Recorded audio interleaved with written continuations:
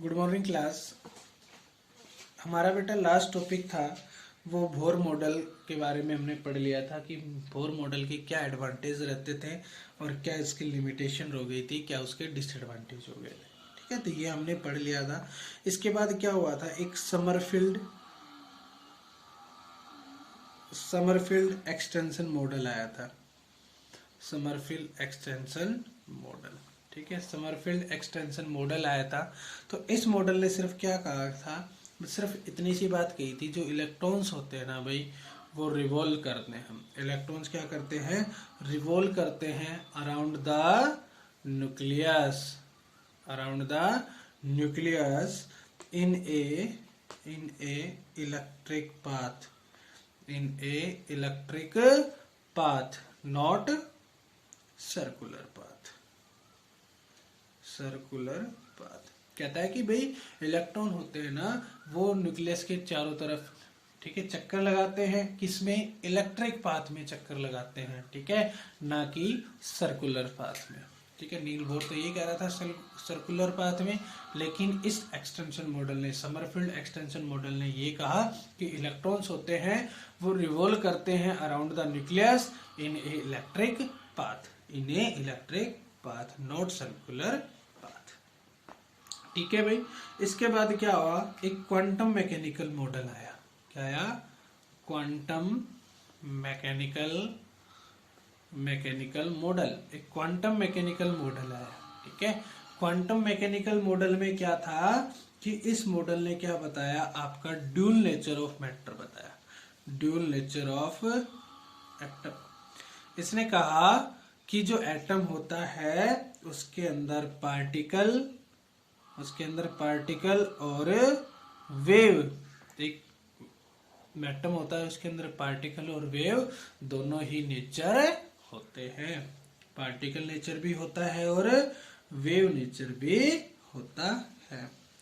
ठीक है, देखो इधर मैं लिख देता हूं पार्टिकल, इधर मैं लिख देता हूं वेव। सबसे पहले देखो, पार्टिकल जो होता है ना, वो क्या होता है, लोकलाइज्ड होता है। क्या होते हैं,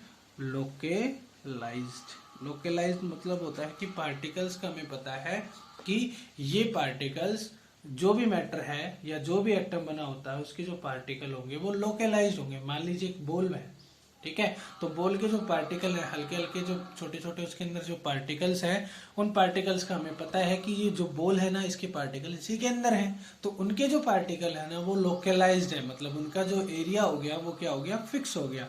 जबकि वेव का ऐसा नहीं है, वेव क्या होती है, डीलोकलाइज्ड होती है, डीलोकलाइज्ड होती है।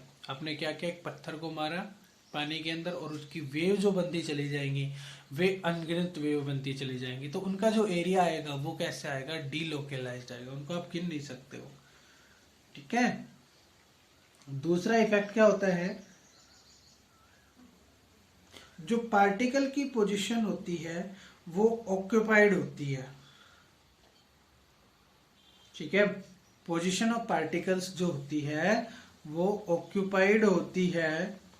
ठीक है, in not then other particles, मतलब एक पार्टिकल्स है, मान लीजिए बॉल का मैंने एग्जांपल दिया, तो इनकी पार्टिकल्स की जो पोजीशन होती है ना, वो क्या होती है, इस एरिया के अंदर, ठीक है, स्पेस के अंदर क्या होती है, ऑक्यूपाइड होती है। जबकि इनकी ऐसा नहीं होता, इनका जो मान लीजिए किसी भी वेव का एक पॉइंट है, उस पॉइंट से क्या होती है, बहुत सारी वेव्स आपकी क्या हो सकती है, पास हो सकती है। मतलब ये इनका जो एरिया है वो ऑक्यूपाइड नहीं होता है, एक पॉइंट से बहुत सारी वेव्स आपकी क्या हो सकती है, पास हो सकती है।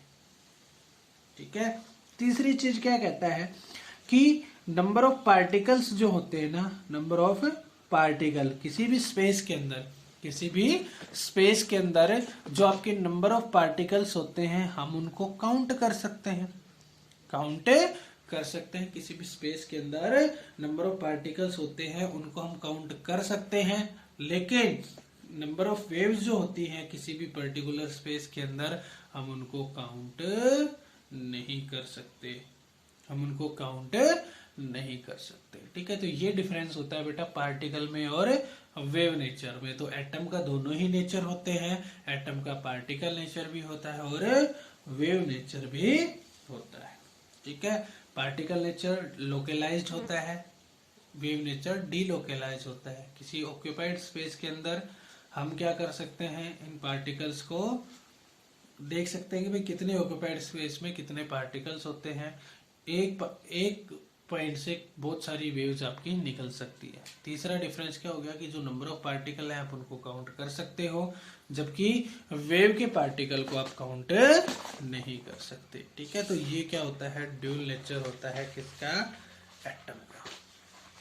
ठीक है, इसके बाद आता है भाई आपका नेक्स्ट इंपॉर्टेंट टॉपिक है डी ब्रोगली इक्वेशन।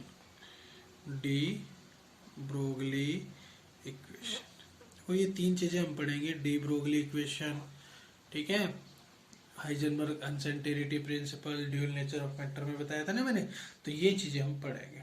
तो देखो ये डी ब्रोगली इक्वेशन कहाँ से आई, तो देखो इस डी ब्रोगली इक्वेशन ने क्या बताया, आपने पढ़ा था प्लैंक्स क्वांटम थ्योरी। तो according to Planck's quantum theory, according to Planck's quantum theory, according to Planck's quantum theory, जो एनर्जी होती है किसी भी फोटोन की वो क्या होती है, एच न्यू होती है। इसको मैं इक्वेशन फर्स्ट दे दूं, ठीक है।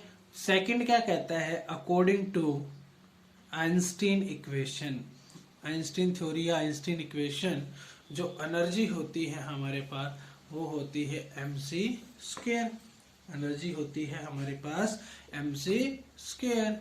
इसको इक्वेशन 2 दे दिया, ठीक है, इसको इक्वेशन 2 दे दिया। तो मैं क्या कहता हूं, from equation first and second we get, अगर मैं फर्स्ट और सेकंड दोनों इक्वेशन की बात करूं तो क्या हो गया, एच न्यू किसके बराबर हो गया, mc स्क्वायर के बराबर हो गया। एच न्यू किसके बराबर हो गया, mc स्क्वायर के बराबर हो गया। तो देखो हमारे पास क्या होती है, न्यू, न्यू क्या होती है, फ्रीक्वेंसी, फ्रीक्वेंसी क्या होती है भाई, c अपॉन लैम्डा होती है, वेलोसिटी ऑफ लाइट अपॉन में वेवलेंथ। तो न्यू की वैल्यू यहाँ पुट कर देंगे, क्या हो जाएगा, H C upon lambda is equal to में mc स्क्वायर, c से c कैंसिल हो गया, ठीक है, c से c कैंसिल हो गया, क्या बचा भाई, इधर बचा h अपॉन लैम्डा और उधर क्या बचा, mc, क्या बचा, mc। मुझे क्या करना है, लैम्डा की वैल्यू निकालनी है, तो लैम्डा की वैल्यू यहाँ से कर लो, क्या हो जाएगा, इनवर्सली चेंज हो जाएगा। तो देखो यहाँ से 1 अपॉन लैम्डा क्या होता है, mc अपॉन में h हो जाएगा। मुझे लैम्डा की वैल्यू चाहिए, तो लैम्डा क्या हो जाएगा भाई, h upon mc, h upon mc, ठीक है। ये किसके लिए आया, फोटोन के लिए आया, h अपॉन hc किसके लिए आया, फोटोन के लिए आया, किसके लिए आ गया, फोटोन के लिए आ गया। तो यहां से देखो बेटा, जो लैम्डा है, लैम्डा वो क्या है आपकी वेवलेंथ है, लैम्डा क्या है आपकी वेवलेंथ, और इस वेवलेंथ को बोलते हैं हम डी ब्रोगली वेवलेंथ।